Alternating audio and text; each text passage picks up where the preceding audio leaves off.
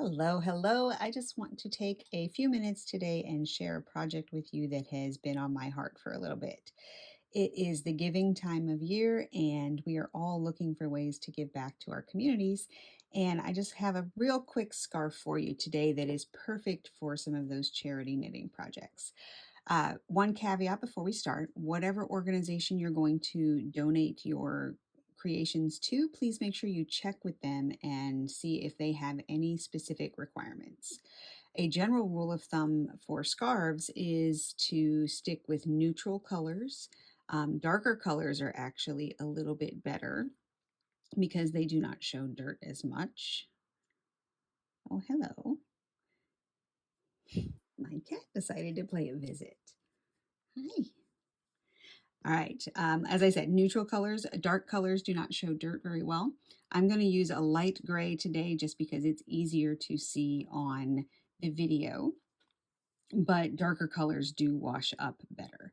I'm just using some Red Heart Super Saver yarn today. This is the light gray color. Any worsted weight yarn will work for this pattern. If you are doing charity knitting, please make sure it is machine washable so that there are no mishaps when your recipient goes to clean their item, when it will invariably need to be cleaned. All right, so to get started with this, we're just going to do our slip knot and get on our hook.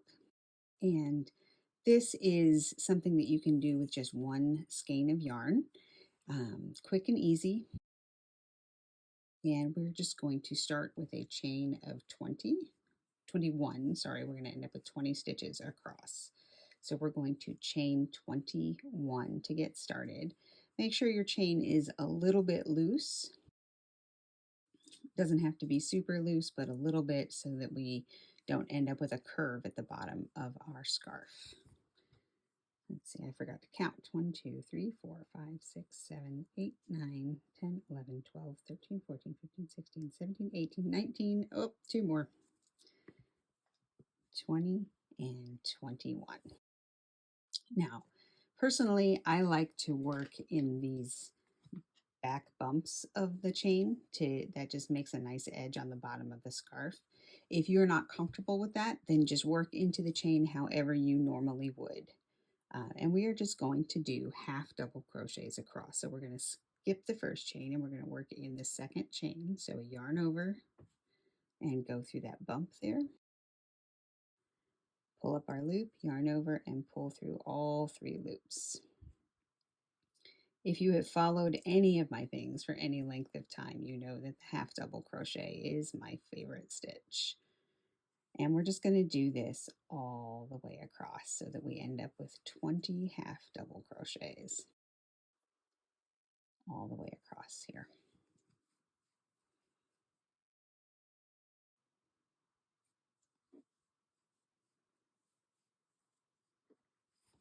So there you can see we have 20 half double crochets all the way across our row. Now I like to turn first and then do my turning chain. I just like the way the edge looks a little bit better. So you don't want your turning chain to be too tight, but this will not count as a stitch. So we just turned and we chained 1. And then we're going to half double crochet in every single stitch that we made across. So we're going to find what's the last stitch here from the first row, and we're going to work right into this little loop here of that half double crochet. Or if you prefer looking at the top, you're going to find that V at the top of the stitch and slide your hook under both legs of that V. Pull up your loop, yarn over, and pull through all 3. And we're going to do that same thing all the way across this second row also, working a half double crochet in each stitch as we go across. All right, and as we get over here to these last couple of stitches, on this last stitch, you want to look really closely and make sure you're finding this stitch that you worked into there. So it gets a little bit lost in there sometimes. But you want to find the 2 legs of it and work under there so that you get a stitch. And you can always go back and double check. 7, 8, 9, 10, 11, 12, 13, 14, 15, 16, 17, 18, 19, and 20. Make sure you have 20 stitches. If it's helpful for you, you can always put a stitch marker or a safety pin in the first and last stitch, so you make sure that you always can find those stitches as you're going across, or you can just stop and count like we just did. And then that's it. You're just going to turn, do your chain one, your turning chain, and then half double crochet in each stitch across. And that's it. That's your one row repeat for this pattern. And you will just keep going until your scarf is as long as you want it to be. I'm going to actually pull my hook out and pull this one over here, because this is I have this one at about 65 inches long. But as you can see, it's there's a few little gaps in there, but it's a relatively tight knit fabric. The lines and the edges I find of the half double crochet are nice and easy to keep straight. And then when you get to your last row, however long it ends up being, you can keep crocheting until you run out of yarn, honestly, on this one. It doesn't matter, other than, like I said, to make sure you check with the organization if they have any length restrictions or requirements, okay? Otherwise, when you get to the end, if it's the end of your skein or just cut your yarn, you're just gonna yarn over and you'll pull through your stitch and pull it tight to tie off that end. And then you're just gonna grab a needle and you're gonna weave these ends in. And the trick with weaving in the ends is to go back and forth probably at least 3 times in different directions to make sure that you get it so that the yarn is there and it's not going to slide out when it's washed or anything like that. So I need to find myself a needle here.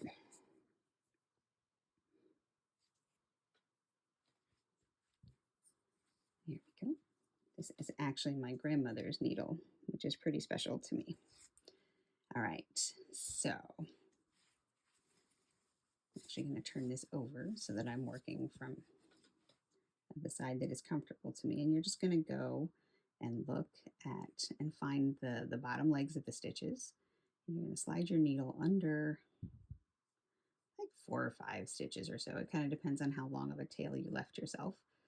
Leave yourself plenty of tail so that, like I said, you can go in at least 2, if not 3 passes, 3 different passes through here. And you're just going to pull the yarn through. Don't pull so tight though that you pucker in that end. Okay, and we'll get the end of the thread or the yarn out of there, and then you're going to find that last leg that you went under, and you're going to skip over that, and then go back through those same stitches that we just worked through,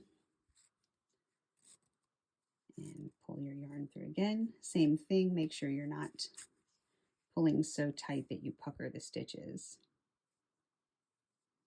Because if you start puckering the stitches, then you make a gap.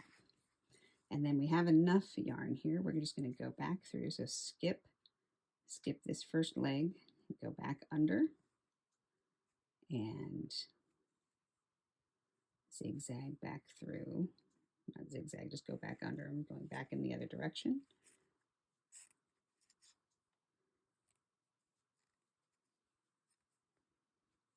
Sometimes, especially on those last passes, it gets a little bit tight there.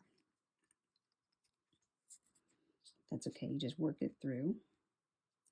And if it's tight for you to pull it through, that means it's more likely that it is not going to unravel. And then you just look at that last one and snip it. And there you go. And you'll do the same thing at your original foundation edge as well. And then your scarf is complete. Check out the links below in the description for the yarn that I used and the blog post that accompanies this. And I've also included a page of downloadable labels there for you if you want to just knit some scarves or crochet some scarves. Either one works, and place them around town for anybody who might need them. Thanks for watching, and I hope you make yourself a lovely half double crochet scarf.